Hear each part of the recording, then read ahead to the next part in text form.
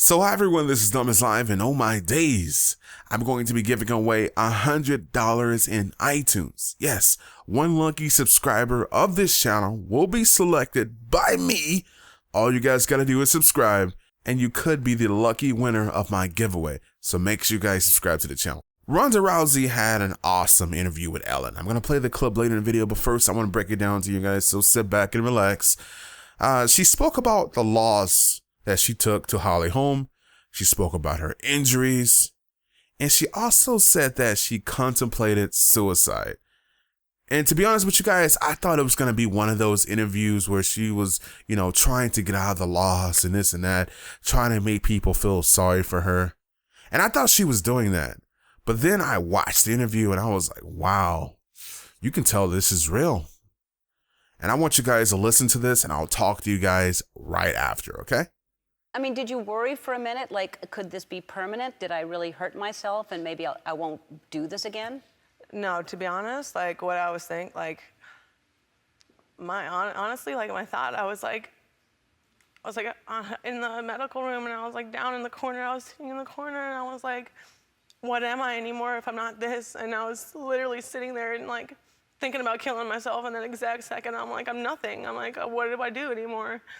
And no one gives a shit about me anymore without this. And then, to be honest, I looked up and I saw my man, Travis, was standing there, and I was looking up at him, and I was just like, I need to have his babies. I need to stay alive. That was like, really, that was it. You need to stay alive. And I hadn't told anybody that. I think I only told him that. But that was like what I was thinking. Like, I was meant to have him when I was at my lowest, for sure. Yeah. I don't know if I would have made it without him. To have that support system, sure. It breaks my heart to hear. I mean, anybody looking at you, you're such a brave woman in so many ways, and so obviously strong physically and mentally to do what you do. So to hear you say that, I actually think it's a really great thing, and I'm grateful that you did say that, because there are a lot of people out there that have thoughts like that, and they're looking at you going, wow, if she can have thoughts like that. So you just did a lot of good for a lot of people, so thank you for saying that. Well, I did a lot of thinking, and I'm like, why did this happen? Why does it have to happen like this? Because I do believe, like, all the best things come from the worst things. Every worst thing that happened in my life, it resulted in the absolute worst things, it resulted in the absolute best things. And I'm trying to think, like, what is the reason of all this? And I'm thinking, like, what my actual purpose is, and maybe just winning all the time isn't what's best for everybody. And I felt like maybe my role is, everyone has their moment of picking themselves off the floor, and I'd gone through several of mine, but no one had actually seen me go through it, and maybe I just had to be that example of picking myself off the floor for everyone, and maybe that's what I'm meant for. And I really do believe I'm still undefeated, because being defeated is a choice. Everybody has losses in their life, but I choose to always be undefeated. Good for you. Good for you. So you're going to fight again, clearly. That's what you're saying. And who do you want to fight next?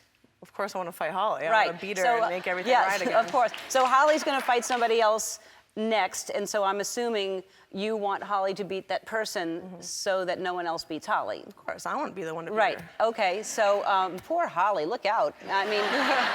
So honestly, guys, I thought this interview was awesome. I like the way that she showed her softer side, while the whole time that we knew her, she showed her tougher side, So we got to see a different side of Ronda.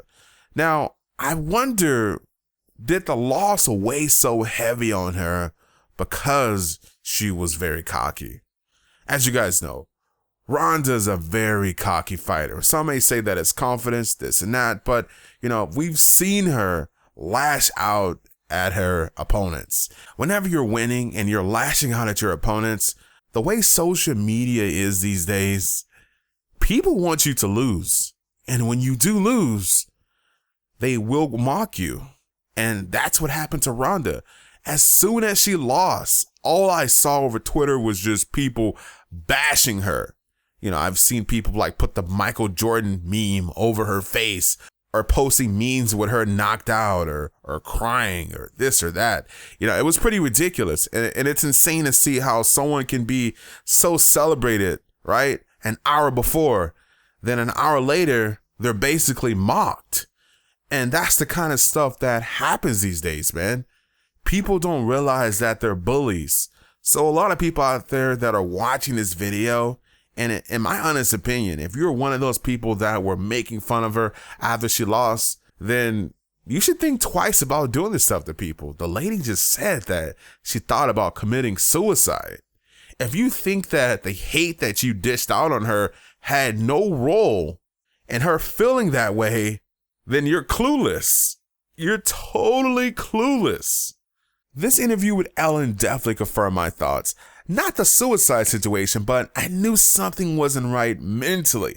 I knew something was going on because months later after the fight, Dana White was saying things like, you know, we're going to give Ronda a break. She's going to come back whenever she's ready.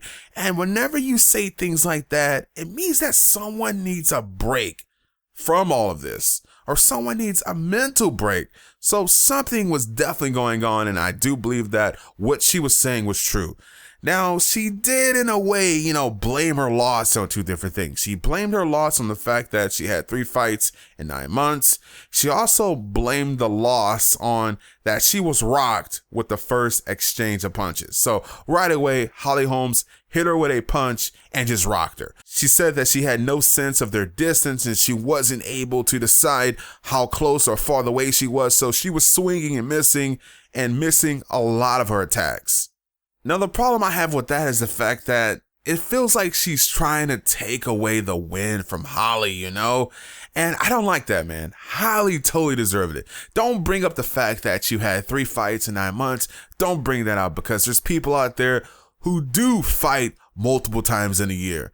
I believe John Jones, Anderson Silva, these other guys have fought multiple times in 1 year. So please do not bring that up. I remember when John Jones was running through the light heavyweight division, before getting the crown and after getting the crown, the guy was just running on a rampage, ripping through people like every other month the guy was fighting, basically. So please do not say that. Please do not say that. Anyway, I hope you guys enjoyed this video. Be sure to subscribe to the channel for more DomisLive news, as well as my $100 iTunes card giveaway. Crazy. This is DomisLive, and I'm out. You guys have a great day, and I love you guys. And oh yeah, don't forget to let me know what you guys thought about this interview in the comment section below. I thought it was good, but let me know your thoughts on the situation.